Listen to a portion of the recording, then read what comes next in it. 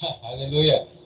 Good morning. Indeed, our God is deserving sa ating pag-worship and He is seated on the throne at lahat talaga ng luwalhati ay sa Kanya lamang. So, kumusta na po ba kayo?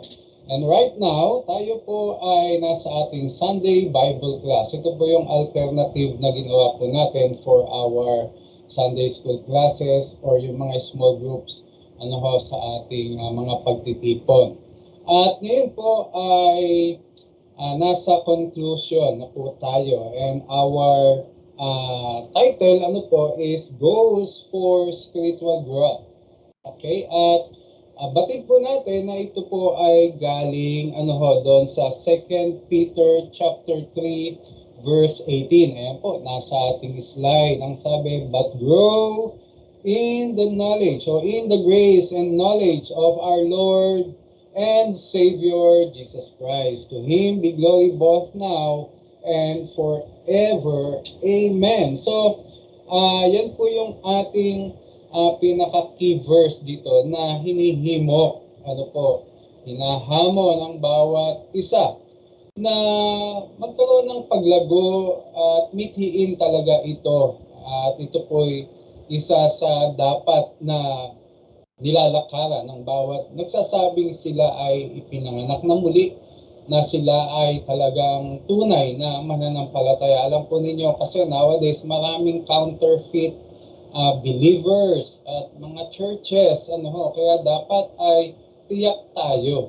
At alam po ninyo, habang ikaw ay lumalago sa Panginoon, lalo mong nakikita yung kagandahan at security ng iyong katatayuan sa Panginoon. That's why, as we grow and as we deepen our faith in the Lord, ay namamalas po natin at nakikita natin yung pong kagandahan ng pagkatawag sa atin ng Panginoon. Alam po ninyo, pwede natin yan ihalin tulad sa mga sanggol.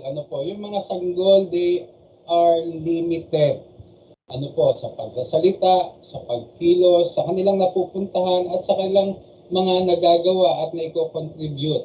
Hindi ko may expect ang isang sanggol na maghugas ng pinggan or hindi ko may expect ang isang sanggol na siya ay magkaroon ng mas malawak na pananaw sa loob ng tahanan. Hindi po ba? Kaya nga yung mga bata, ang mga sanggol ay ating pinagpapasensyahan. Tama po ba? Dahil sila ay talagang may tendency na bumagsak, madulas, madapa, at hindi pa ganoon katatag ang kanilang mga kasukasuan. Pero habang ang isang sanggol ay nagkakaedad, lumalago, nagmamature, marami siyang napupuntahan, marami siyang nadidiscovering katotohanan, at marami na rin siyang nagagawa o contribution sa loob ng tahanan. Ganon din po yan sa iglesia. At alam natin that the church is the believers. We are the body of Christ. Kaya nga po yung susunod na slide po dyan, yan po yung pinaka tatlong punto natin pinagbulay-bulayan o pinag-aralan ng nakaraan. Yung pong behavioral growth o goals, yung pong functional goals, at saka po yung congregational goals. Yung next slide, yan po yung pinaka-summary ng bawat topic na yan. Like for example, sa behavioral goals. Next slide, Kuya Lawrence. Ayan, ang sabi po dyan, yung pinaka-summary niyan, ng behavioral goals is the essential element of spiritual growth is to become more like Christ. Okay? To be like Christ or to be more Christ-like. Renewing our behavior to conform to the example of Jesus Christ. So, this is more on personal level. Na tayo na sa ating paglago ay nagmimiti tayo na maging katulad tayo ni Kristo sa pag-ibig, sa pananalita, sa pagpapatawad, sa pakikipagkapwa-tao, sa pagtugon sa mga sitwasyon, sa katatagan ng pananampalataya, sa pangangaral ng salita ng Diyos. Ito po yung ating minimiti na tayo ay maging katulad ni Jesucristo, lalo na sa ating mga asal at pag-uugali. Paano siya nagpakumbaba, paano siya nagmahal, paano siya nakiugnay sa kanyang kapwa-tao, na yung kanyang puso, yung kanyang ugali, yung kanyang asal, ito yung inimiti natin. Kaya nga, di ba, merong WWJD, What Would Jesus Do? Di ba? So, ganun din po tayo sa mga sitwasyon na na-expose tayo, any given situation, ang minimiti natin, Lord, gusto ko maging katulad mo. Anong mga aral ni Jesucristo? Kapag sinampal ka, di ba, sa iyong pisngi, iharap mo yung kabilang pisngi. So, yun yung mga bagay na ating ninanais na tayo maging katulad ni Jesucristo dahil ito ay hinihalimbawa ng Panginoon Jesucristo. Hindi lamang niya binuhat ang krus, kundi namatay siya sa krus para sa atin at sa iyo sa katubusan ng ating mga kasalanan at maging halimbawa ng ating buhay bilang mananampalataya. Then there's this functional goal. We need to be honest, with ourselves. Indeed, the day of judgment will reveal whether or not we have been honest. So dito po sa functional goals ay itinuturo na maging tapat po tayo sa ating paglilingkod at paggamit ng ating mga buhay sa kanyang pangalan, like the talents, like the gift na ibinigay sa atin. Are you utilizing or contributing in a sense by giving or by using your gift para sa body of Christ? Sa pag-alala natin yan, kung meron kang gift ng leadership, kung may gift ka ng teachings, kung may gift ka ng servanthood o service, kung meron kang gift ng mercy, God is expecting you, the Lord Jesus Christ, our head, is expecting you to use that for the glory and edification of the body. Tandaan po ninyo, as we use and involve ourselves using our gift sa paglilingkod sa iglesia, ang ating tanging mithiin ay mapatatag ang gawain. Alam po ninyo, hindi tayo nagpapagamit para sugatan natin ang ating kapwa o ipagmalaki natin yung ating kakayahan na gawin ang ganito at gano'n. Hindi po yun. Ang tanging mithiin ng isang mananampalataya, ng iglesia, ng bawat mananampalataya na bahagi ng katawan ng Panginoon Jesucristo, na sa kanilang pagpapagamit, ang kanyang mithiin ay tumatag ang body ng ating Panginoon Jesucristo. That's why tayo, isipin natin, Lord, itanong natin sa sarili natin, itanong natin sa Panginoon, sa ating pananalangin, Lord, ano po ba ang function ko sa church? What is my function in the church? What is the part that you have given me? What is the gift or gifts na ibinigay mo sa akin? And then yung last nito is all about the congregational goal. If we desire to grow as a congregation, napakaganda po nito, we need to be growing as individuals. Kung gusto natin lumago ang ating iglesia, individually dapat lumalago din po tayo. You cannot stay outside and observing everything, then you cast judgment na ang pambihira naman ng iglesia namin, hindi lumalago.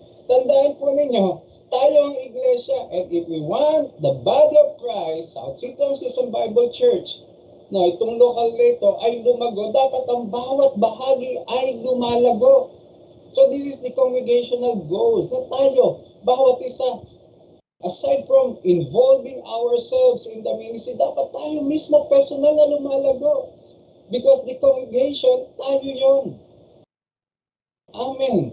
Kaya nga po, alam niyo mga kapatid, ang sabi po dyan, both the individuals at saka po yung congregation, tayo as a whole, ay nagseset ng goals to allow such growth. Kaya nga po dito sa ating iglesia, napakarami na natin pagkakataon lumago. Meron po tayong small groups o yung care groups natin. Meron po tayong daily na morning prayer or morning watch. Meron po tayong MTM.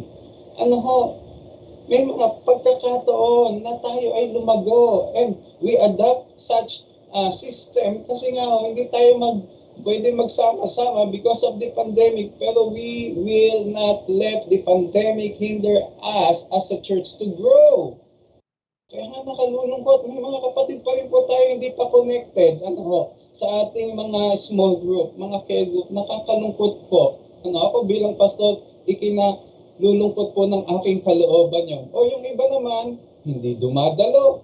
madali ang dahilan, ano po. So paano tayo lalago as a congregation? Then, magiging madali pa sa iyo ang magkas ng judgment. Di naman lumalago yung church. Yan ang tanong, lumalago ka ba?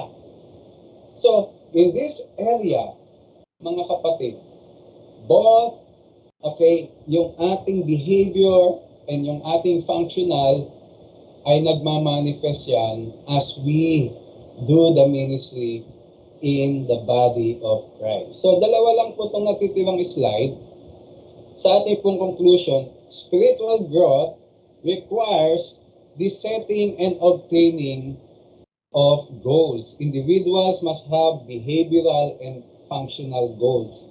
Both individuals and congregations must have similar goals.